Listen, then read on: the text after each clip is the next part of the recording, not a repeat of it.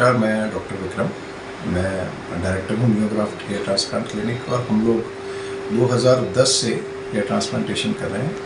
हमारा सबसे पहला क्लिनिक जो था वो सेक्टर 1 में था और सेक्टर 10 में था, SCO 1 सेक्टर 10 माउंट व्यू के ऑपोजिट। उसके बाद अब पिछले 6 साल से हम लोग यहीं पे सेक्टर 22D में काम कर रहे हैं हेयर ट्रांसप्लांट का। हेयर ट्रांसप्लांट में इनोवेशंस कर रहे हैं। 2016 से ऑनवर्ड हम लोगों ने जो ट्रेडिशनल हेयर ट्रांसप्लांट की टेक्नोलॉजी थी उसको चेंज किया है और अभी जो है न्यू DHT हमारी सबसे लेटेस्ट टेक्नोलॉजी है, जिसे बहुत सारे लोगों ने इंडोर्स किया है, डॉक्टर्स ने इंडोर्स किया है और बहुत अच्छे से इसकी हमारी फैट फॉलोइंग हो रही है।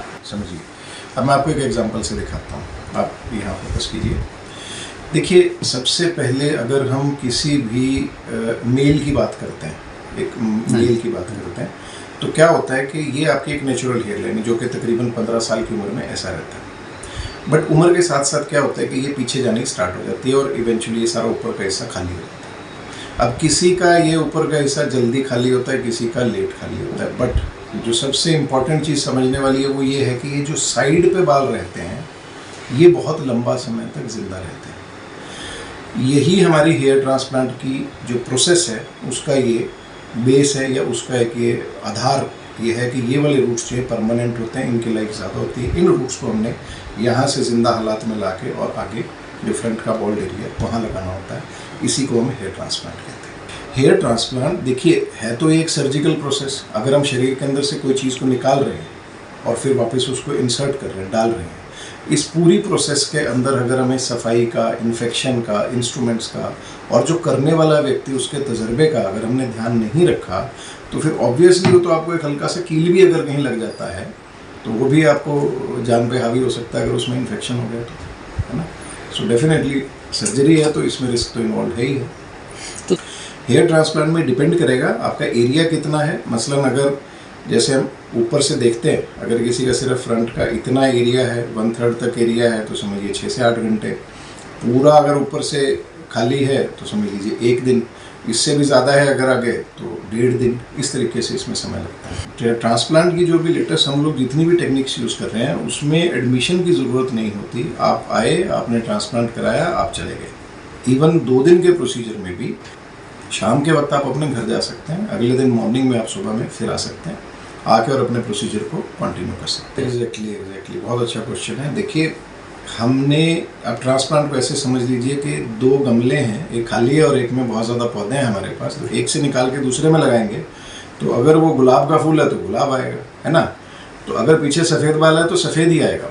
उसके कैरेक्टरिस्टिक्स में, उसकी क्वालिटी में हम कोई चेंजेस नहीं कर सकते। सफ़ेद है सफ़ेद आएगा, ब्लैक है ब्लैक आएगा, है ना। नहीं, बिल्कुल नहीं। लाइफ टाइम का कोई सिनेरियो नहीं होता, क्योंकि अगर आप ये मान के चलिए कि अगर बॉल्डनेस स्टार्ट हुई है, अगर ये किसी व्यक्ति ने यहाँ से गंजा होना स्टार्ट किया है, तो आप देखेंगे समय के साथ अगर वो कोई एक्टिविटी नहीं करते, यानी कि कोई मेडिसिन, कोई सीरम, कुछ भी इस्तेमाल नहीं करते, तो फिर तो इसने तो बढ़ते ही जाना और अल्टीमेटली पूरा स्कैल्प आपका जो खाली होके रहेगा, है ना। तो ट्रांसप्लांट के अंदर हमने पीछे से रूट्स आगे लेके आएंगे।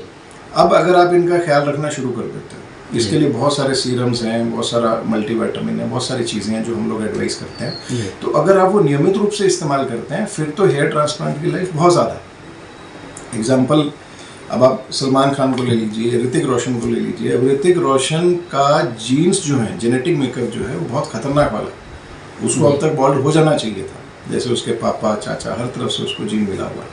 बट क्योंकि बहुत अर्ली टाइम पे उसने ट्रांसप्लांट करवा लिया था और करवाने के बाद वो अपना उसको मेंटेन कर रहे हैं, सीरम्स लगा रहे हैं, मेडिसिन लगा रहे हैं, प्रॉपर उसकी केयर करते हैं, तो उनका मेंटेन्ड है वो सारा कुछ। हाँ जी, बिल्कुल बिल्कुल। ट्रांसप्लांट तो चाहे आप 10 बार करवाइए। अब इसका भी एक लाइव एग्जांपल दूंगा आपको। सलमान खान जी हैं, तो उन्होंने जो पहला ट्रांसप्लांट था 2007 के आसपास करवाया था, तो समहाउ सक्सेसफुल नहीं हुआ। पुरानी जो टेक्निक थी हमारी FUT, उससे किया था। फिर उसके बाद 2015-16 में हुआ, फिर उनका 2018 में हुआ। तो इस तरीके से ट्रांसप्लांट को रिपीट किया जा सकता है, उसमें कोई दिक्कत नहीं। बिल्कुल, डेफिनेटली। पहले क्या होता था कि मान लीजिए हमें यहाँ से बाल निकालने हैं, तो हम पूरी स्किन की एक पट्टी पूरी निकाल लेते थे। पूरी स्किन की पट्टी, चमड़ी की, जिसमें बाल भी हैं, चमड़ी भी है, सारा कुछ है, वो सब हम एक्सट्रैक्ट कर लेते थे, काट के निकाल लेते थे और फिर 2 हिस्सों को आपस में सुचर कर देते, टांका लगाते थे। इस पट्टी को माइक्रोस्कोप के नीचे उसमें से ब्लेड से एक एक करके बाल को निकालते थे। ये थी पुरानी टेक्निक।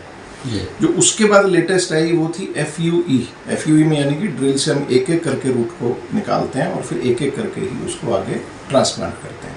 अब ये जो FUE है, सिंगल हेयर को निकाल के लगाना, इसका आगे का जो वर्जन जो लेटेस्ट हम लोगों ने डेवलप किया है वो नियो DHT है, जो लेटेस्ट हम लोग अभी कर रहे हैं। वो दुनिया में अब तक का सबसे, यूँ समझ लीजिए कि सक्सेसफुल जो प्रोसीजर है वो हम लोगों ने इंडिया में डेवलप किया, नियो DHT करा सकते हैं। किसी भी कंडीशन में किसी भी प्रॉब्लम के बाद हेयर ट्रांसप्लांट पॉसिबल है। बस इतना है कि मेडिकली, यानी कि उनके ब्लड टेस्ट जो है, फॉर एग्जांपल डायबिटीज़ की बात करते हैं तो शुगर का अगर कोई पेशेंट है तो HB1AC एक लेवल होता है जिससे हम मापते हैं कि उनका शुगर का कितना कंट्रोल है। तो वो अगर हमारा 7 और 7.5 के बीच में है तो इजीली हम कर सकते हैं। बट वही अगर हमारा 12, 12, 13 के आसपास जा रहा है तो इसका मतलब भी उनका शुगर लेवल ठीक नहीं जा रहा, तो उस केस में हम उनको अवॉइड करेंगे, पहले उनका कंट्रोल करेंगे 3 महीना, फिर उसके बाद उनका ट्रांसप्लांट कर सकते हैं। ये पॉजिटिव केस के अंदर सारी की सारी जो रिस्क आता है वो हमारे ऊपर आता है, पेशेंट के ऊपर नहीं है। पेशेंट को कहीं कोई तकलीफ नहीं होती है, अगर वो करवाना चाहें वो करवा सकते हैं। हमें हमारी जो प्रिकॉशंस हैं, हमें अपना जो ख्याल रखना है, सर्जिकली करना है, सारा जो उस चीज़ का दायित्व वो हमारे ऊपर आता है कि ग्लव्स हैं वो स्पेशल तरीके के ग्लव्स होते हैं, इंस्ट्रूमेंट सारे का सारा फिर आपका डिस्कार्ड होता है, कोई भी चीज़ आप रीस्टरलाइज नहीं कर सकते, वो सारी चीज़ हमारे ऊपर है। पर पेशेंट के ऊपर इसका कहीं कोई नेगेटिव इम्पैक्ट नहीं है, वो करवा सकते हैं। हाँ, मैं आपको बताता हूँ, विद एग्जाम्पल आपको बताता हूँ। ये देखिए, ये देख रहे हैं, ये एक डेंटल मोटर है, यानी कि इसको डेंटिस्ट लोग इस्तेमाल करते हैं दांतों को, है ना, उसका अपने जो भी प्रोसीजर उसमें इस्तेमाल करते हैं। इस मशीन में 2 खामियां थी। मैंने भी अपना जो करियर इसी से स्टार्ट किया था, 6 साल तक मैंने इसी मशीन से काम किया। पर इसमें समस्या क्या थी कि अगर मैं 100 किसी के ग्राफ्ट लगा रहा हूँ तो रिजल्ट आने पे मैं देखता था कि 100 के अंदर से 80-82 बाल चले, बाकी नहीं चल रहे हैं। वजह नहीं समझ में आ रही थी। हमने लगाए, ईमानदारी से लगाए, काउंटिंग करी, कहीं कोई दिक्कत नहीं है, बट फिर भी हमारे रिजल्ट में फ़र्क आ रहा है। और ये फ़र्क कैसे दिखता था, मान लीजिए हेयर लाइन में हमने 100 ग्राफ्ट लगा दिए, लेकिन आप दूर से देखते ही मालूम पड़ जाता है कि ट्रांसप्लांट कराया हुआ, क्योंकि बीच बीच में जो बाल नहीं ग्रो किए वो आपको बीच में गैपिंग और अननेचुरल सी एक फील देते हैं। इसीलिए ट्रांसप्लांट वाले लोग दूर से पकड़े जाते हैं, जो कि इस टेक्नोलॉजी से था। वहाँ हमने इसकी रिसर्च शुरू करी कि प्रॉब्लम कहाँ आ रही है, तो 2 चीज़ें निकल के आई। एक तो कि ये मशीन जब चलती है तो स्किन के अंदर एंटर करने के लिए इसको जो RPM चाहिए या जो इसको फोर्स चाहिए वो 6000 के आसपास पहुँच जाती है। ये स्पीड पे बेस्ड सिस्टम है, क्योंकि दांतों में स्पीड चाहिए होती है। अब इससे क्या होता था कि 6000 RPM, 6000 राउंड्स पर मिनट पे अगर कोई चीज़ स्किन के अंदर घुस रही है तो वो बाल का जो रूट है उसको भी तो अपने साथ डैमेज करेगी, फ्रिक्शनल डैमेज करेगी। ये आपका बाल है, इसके ऊपर कोई चीज़ 6000 RPM से तो इसके आसपास के सारे सेल्स को डैमेज करेगी। ये रीज़न था। इसको हमने फिर 2016 से हम इस प्रोसेस को चेंज करते करते करते करते बहुत इनोवेट करी। ये अब हमारा 2023 में कह लीजिए, 2022 एंड से कह लीजिए, ये हमारा इक्विपमेंट हमने लॉन्च किया। नैनो मोटर हम इसको बोल रहे हैं, जस्ट टू डिफ्रेंशिएट करने के लिए कि इससे ये बहुत छोटा साइज है। प्लस सबसे बड़ी बात कि इसकी RPM 600, मतलब ये ऑपरेट होती है केवल 3 वोल्ट्स पे, एक सिंपल 10 गुना कम 600 RPM पे ये स्किन के अंदर एंटर करती है। प्लस दूसरी खास बात है कि ये पूरे का पूरा यूनिट डिस्पोजेबल है, यानी कि इसको एक बार एक पेशेंट पे यूज़ कर दिया, उसके बाद ये सारी इसकी जो चीज़ें चेंज होकर फिर से आएगी। जबकि इस डेंटल मोटर के अंदर क्या होता है, सिर्फ एक आगे जो टिप है वो चेंज होती है। इस वजह से इसमें थोड़ा कॉस्ट का भी फ़र्क आ जाता है, वो थोड़ा कॉस्टली पड़ता है, ये थोड़ा अपने को चीपर पड़ता है। दूसरा फ़र्क, जब हम, ये तो एक्सट्रैक्शन का निकालने का मेथड होता है, दूसरा है प्लांटेशन का, जब हम प्लांट करते हैं। अब ये जो ब्लेड आपको दिखा रहा हूँ, ये ब्लेड है, ये ब्लेड है, स्नेक स्लिट बोलते हैं इसको, हमारा अपना डिज़ाइन है। खासियत इसकी क्या है कि जो ये मटेरियल इसमें यूज़ हुआ है टाइटेनियम है, हार्डेस्ट मेटल है, स्टील से 10 गुना ज़्यादा ताकत रखता है। तो इसमें जो हम स्लिट करेंगे या जो छेद बनाएंगे स्किन के अंदर, वो सारी स्लिट्स का सेम साइज रहेगा और साइड पे इंजरी नहीं जाएगी। इसकी जगह पे जो ट्रेडिशनली यूज़ करते हैं वो FUE के अंदर ये सिंपल नीडल यूज़ करते हैं, जो ये वाली नीडल है।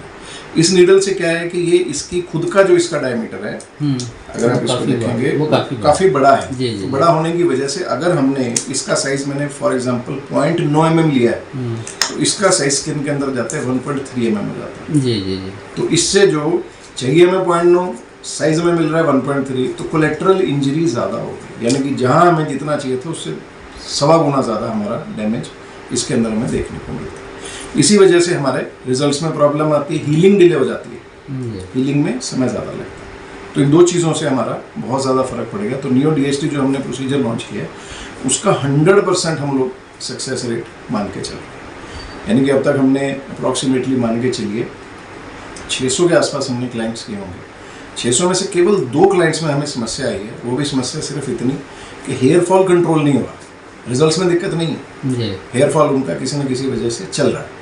तो उस पर भी हम काम कर रहे हैं आगे, मेडिसिन से कैसे किस तरीके से कंट्रोल होता हूँ। देखिए ये बिल्कुल फैक्ट हो गया है, क्योंकि हेयर ट्रांसप्लांट अब आप देखेंगे तो हैरान हो गया मैं एक दिन के नाई के पास से क्लाइंट आया मेरे पास, तो बोले कि तो सर आपके जो यहाँ पे नाई हैं, सैलून वाले हैं, उन्होंने ऊपर एक कमरा खाली रखा हुआ है, वो बोलते हैं कि आप ऊपर ट्रांसप्लांट करा लीजिए, मैं लड़कों को बुला देता हूँ। बोले कौन लड़के? टेक्नीशियन जो बड़े क्लिनिक्स पे काम करते हैं, उनके साथ हमारा टाई अप है, वो आके आप कहीं कर देंगे। मतलब ये मेडिकल प्रोसीजर है, OT चाहिए, साफ सफाई, स्टरलाइजेशन को तो सब कर लेंगे आके अपने आप। तो जब इस लेवल तक चीज़ें नीचे डाउनग्रेड हो गई हैं, तो फिर आप क्वालिटी की एश्योरेंस तो नहीं देख सकते ना। एक डॉक्टर से अगर आप इवेल्युएट करवा के प्रॉपर एक नाम से कोई क्लिनिक है, मान लीजिए मेरा क्लिनिक है, मेरी फेस वैल्यू पे, मेरे फेस पे अगर कोई क्लिनिक चल रहा है, कोई आप मेरे से आके मिले, क्वालिटी है, प्रोसीजर आपने किया, तो जिम्मेवारी मेरे ऊपर आ गई। अब मैं मिलूंगी ना आपसे, आपको एक मैनेजर मिले या एक टेक्नीशियन मिले और वही आपका सारा प्रोसीजर कर दे, तो जिम्मेवारी कौन लेगा? यहाँ आ जाती है बात। तो क्लिनिक की चॉइस अगर आपकी ठीक है, तो हेयर ट्रांसप्लांट एक 100% सक्सेसफुल प्रोसीजर है। फेलियर के चांसेस नाम मात्र के, बट वही बात है कि जहाँ आपको क्वालिटी मिलेगी वहाँ आपको खर्चा भी ज़्यादा करना पड़ेगा। अब जब आप खर्चा बचाने चलेंगे तो फिर आप टेक्नीशियन के हत्थे चढ़ जाएंगे। अब टेक्नीशियन लोग अपने हिसाब से काम करते हैं, उनकी जिम्मेवारी नहीं होती, उन्होंने काम किया, कल आज यहाँ पोटली उठा के बैठे हैं, कल दूसरी जगह बैठ जाएंगे। ये फ़र्क है, इस वजह से लोगों का विश्वास नहीं होता। देखिए जेनेटिक जीन्स जो होती है ना, जीन्स जो होती हैं वो पार्ट प्ले करती हैं। अगर पिताजी के बाल नहीं हैं, माताजी वाली साइड, आपके जो मामा नाना है उधर बाल नहीं है, तो बहुत सारे चांसेस हैं कि जो बच्चा है आगे उसके भी बाल, उसका जो हेयर फॉल है अर्ली एज में स्टार्ट हो जाए, है ना। अब एक बार बाल उड़ने स्टार्ट हो गए, मान लीजिए उम्र 24-25 साल है, तो आपकी एक्चुअल एज लगने लगेगी जी ये तो 35-40 साल का बंदा लग रहा है। तो शादी में अड़चन है, आजकल IT है, IT के अंदर भी एज को बहुत प्राथमिकता दी जाती है। प्राइवेट सेक्टर में जहाँ पे भी आप जाते हैं, उनको लगता है बूढ़ा आदमी कितना काम कर लेगा, तो वहाँ एक मजबूरी बन जाती है। तो आजकल जो यंगस्टर्स हैं, आप मान लीजिए हमारे पास 90% जो क्लाइंट्स आते हैं वो 25 से लेके और 40 की एज ग्रुप के बीच में। तो ट्रांसप्लांट की एक जो अपनी ज़रूरत है, एस्थेटिक वैल्यू है, वो तो है ना, इसलिए ट्रांसप्लांट की वो ज़रूरी होता है। दूसरा एक सबसे बड़ी बात है, मान लीजिए कि आपके बाल केवल आगे आगे से झड़े हैं, ये बाल आपके हैं। अब जिस दिन आप ट्रांसप्लांट कराओगे, अगर आपने अच्छी क्लिनिक से कराया है, वो खाली ट्रांसप्लांट नहीं करेगा, वो आपका जो पीछे का एरिया है इसको भी बचाने की पूरी कोशिश करेंगे और आपको गाइडेंस देंगे कि ये इसको भी बचाओ। तो वो जब आप उस एक सिनेरियो में आ जाते हैं, उसमें आ जाते हैं, तो आपका ओवरऑल फिर जो लाइफ है हेयर की वो इंक्रीज हो जाती है, क्योंकि आप ध्यान रखना शुरू कर दें। बिल्कुल सबसे ज़्यादा जो नुकसान हो रहा है वो मीठे से हो रहा है आज की डेट में। जितना हम मीठा ज़्यादा लेते हैं, मीठे के अंदर आपकी जितनी ड्रिंक्स आ गई, कोल्ड ड्रिंक्स आ गई, जितनी एनर्जी ड्रिंक्स आ गई, या मैदा आ गया, फास्ट फूड आ गया, जितनी भी चीज़ें जो शरीर के अंदर जाके एकदम से एनर्जी देती हैं, ये सारी की सारी चीज़ें आपकी बॉडी के अंदर इंसुलिन रेजिस्टेंस क्रिएट करती हैं और उसकी वजह से टेस्टोस्टेरोन की सिक्रीशन बढ़ जाती है और बाल जल्दी चले जाते हैं। इसीलिए यंगर एज ग्रुप के अंदर हमारे पास 16-17 साल के बच्चे बच्चियाँ बहुत आ रहे हैं जिनका के हेयर फॉल बहुत स्पीड से हो रहा है। रीज़न उसके पीछे जंक फूड जो खाना है हमारा। अभी देखिए महिलाओं में ट्रांसप्लांट उतना कॉमन हम नहीं करते हैं, क्योंकि महिलाओं की जो प्रॉब्लम है जिस वजह से उनका हेयर फॉल हो रहा है वो मेडिकल प्रॉब्लम होता है। मेडिकल प्रॉब्लम का ट्रीटमेंट हम मेडिसिन से ही करते हैं।